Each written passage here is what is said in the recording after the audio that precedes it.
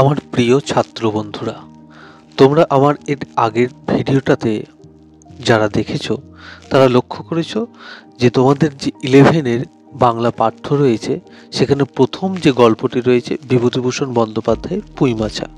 আমি আমার প্রথম ভিডিওটিতে পুঁইমাছা গল্প সম্পর্কে যেমন বলেছি সেরকম পুঁইমাছা গল্পটি কোথায় কবে প্রকাশিত হয় এবং এই গল্পটি কোন গল্প সংকলনে পাওয়া যায় এই সমস্ত ডিটেলস কিন্তু প্রথম ভিডিওতে দেওয়া হয়েছে। পার্ট 1 তোমরা যদি এখনও দেখে না থাকো তাহলে অবশ্যই দেখে রাখো, এই ভিডিওর ডেসক্রিপশনেই রয়েছে। আজকে আমি যে বিষয়টি আলোচনা করব পুঁইমাছা গল্পের সম্পর্কে তোমরা তো জেনে গেছোই। এরপর পুঁইমাছা গল্প থেকে ঠিক কতগুলো কোশ্চেন তোমরা করে গেলে পরীক্ষায় একদম শিওর কমন পাবে, তার বাইরে আসেই না কিছু, সেই কোশ্চেনগুলো নিয়ে আজকে আলোচনা করব। তোমরা সম্পূর্ণ ভিডিওটি দেখো। এই ভিডিওটি দেখলেই আশা করব তোমাদের আর কিছু দেখার প্রয়োজন পড়বে না। তো চলো কোশ্চেনগুলো আলোচনা করি।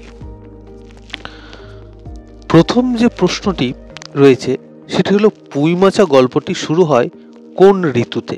একটি ঋতুর কথা রয়েছে, সেটি হলো শীত ঋতু। পুঁইমাছা গল্পের শুরুতে কার বাড়ির গাছের রস সংগ্রহ করতে যাওয়ার কথা বলা হয়েছে? তারকখুড়োর। কি হয়েছে বসে রইলে যে? এখানে বক্তা হলো সহায় হরি। সহায় হরি এটা কাকে বলেছে? এটা তার স্ত্রী অন্নপূর্ণাকে বলেছেন। সহায় হরিদের এক ঘরে করা হবে এ কথা আলোচনা হয়েছে কোথায়? এ কথা আলোচনা হয়েছিল চৌধুরীদের চণ্ডী মণ্ডপে। সহায় হরিদের হাতে ছোঁয়া জল আর কেউ খাবে না, কেন? কারণ খেন্তির আশীর্বাদ হয়েও বিয়ে হয়নি। তোমরা গল্পের মধ্যেই পড়ে থাকবে, আমি বুঝিয়েছি এর আগের ভিডিওটাতে যে খেন্তির প্রথম যে বিয়েটা ভেঙে গিয়েছিল এবং সেটা তার বাবাই দেয়নি খেন্তির বিবাহ বয়স হয়ে যাওয়ার পরেও। এই কারণে সমাজে খেন্তির বাবা তথা তার পরিবারকে একঘরে করে দেওয়ার হুমকি দেওয়া হয়েছিল। এরপর দেখো, মনে মনে কি ঠাউরেছ বলতে পারো? অন্নপূর্ণা একথা বলছে কাকে? একথা সহায় হরিকে বলছে। অর্থাৎ স্ত্রী অন্নপূর্ণা তার মেয়ের বিয়ে নিয়ে চিন্তিত, কিন্তু স্বামী যে একদম চিন্তিত নয়, সেই নিয়ে সবসময় তাকে তিরস্কার করে। এরপর তোমাদের যে লাইনটি ইম্পর্টেন্ট সেটা হলো ঝড়ের প্রতীক্ষায় রহিলেন। কে ঝড়ের প্রতীক্ষায় থাকলো? সহায় হরি। গায়ে কি গুজব রটেছে জানো? কোন গুজব? সহায় হরিদের একঘরে করা হবে, এটা অন্নপূর্ণা সহায় হরিকে বলেছে, যেহেতু তার মেয়ের বিয়েও এখনো দিচ্ছেন না বলে। সহায় হরি কোথায় ঘুরে ঘুরে দিন কাটায়?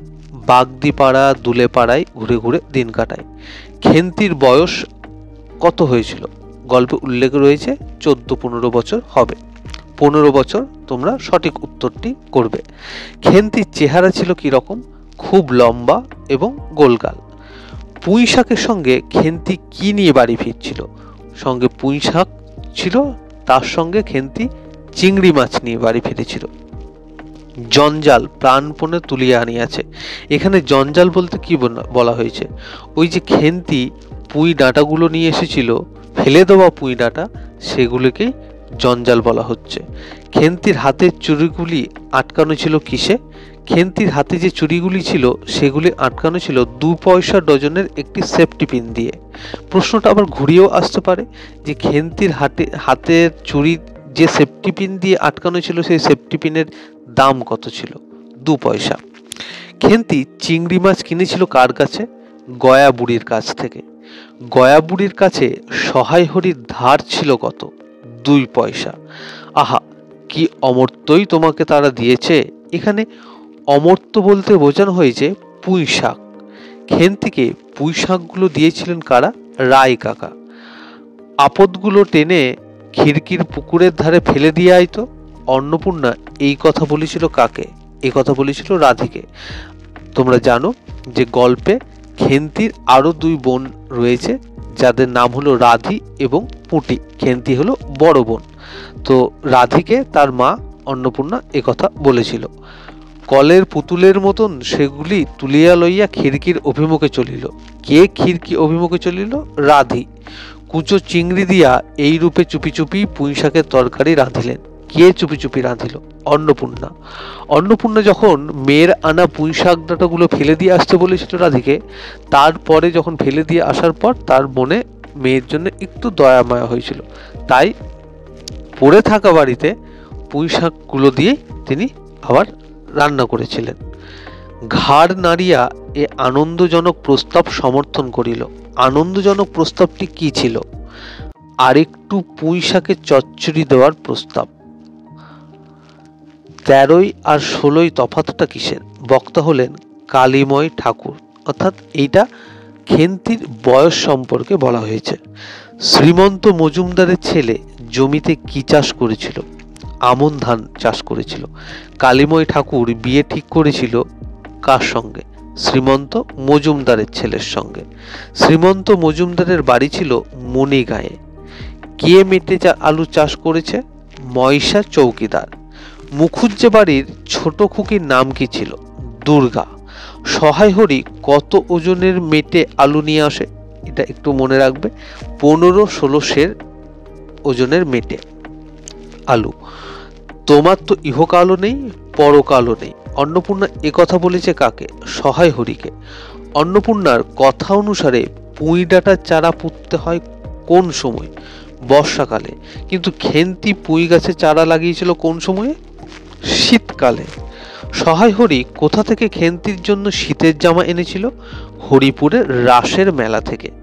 খেন্তির শীতের জামা সহায় হরি কত টাকা দিয়ে কিনেছিল? 2.5 টাকা।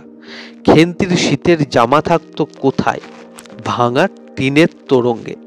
খেন্তি পিঠে খেয়েছিল কতগুলো? যেদিন পিঠে হয়েছিল সেদিন খেন্তি 18 থেকে 19 খানার মতো পিঠে খেয়েছিল। খেন্তির বিয়ে হয়েছিল কোন মাসে? এটা অবশ্যই মনে রাখবে, বৈশাখ মাসে। খেন্তির স্বামীর বয়স কত ছিল? 40 বছরের কাছে। এছাড়াও খেন্তির সঙ্গে যার বিয়ে হয়েছিল তাদের ব্যবসা কি ছিল? চুন সিমেন্টের ব্যবসা। এটাও একটু মনে রাখবে। খেন্তি শ্বশুর বাড়িতে মারা যায়, যদিও শ্বশুর বাড়িতে মারা যায়নি, খেন্তির শ্বশুর বাড়িতে যে রোগে আক্রান্ত হয়েছিল সেটি হলো বসন্ত রোগ, এবং সে খেন্তি ফাল্গুন মাসে মারা যায়।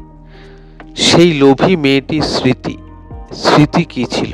এটা একদম গল্পের শেষে লেখক এই লাইনটা দিয়ে বলছেন যে খেন্তি মারা যাবার আগে এবং বিয়ে হবার আগে তার বাড়ির পাশে যে পুঁই ডাঁটার গাছটি লাগিয়েছিল ওই যে শীতকালে, সেই পুঁই ডাঁটাটা বাড়তে বাড়তে অনেকটা বড় হয়ে মাথার জুড়ে ছেয়ে গেছে।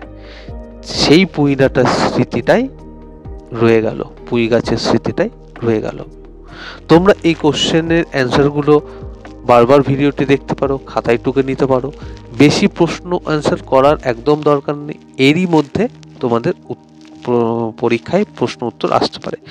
ভিডিওটি যদি তোমাদের ভালো লেগে থাকে তাহলে অবশ্যই একটি লাইক করো, সাবস্ক্রাইব না করে থাকলে সাবস্ক্রাইব করে দিও, এবং অবশ্যই বন্ধুদের সঙ্গে শেয়ার করো, কারণ শেয়ার করলেই তবেই তো পড়াশোনা আরো ভালো করে হয়। দেখা হচ্ছে পরের ভিডিওতে। ভালো থেকো।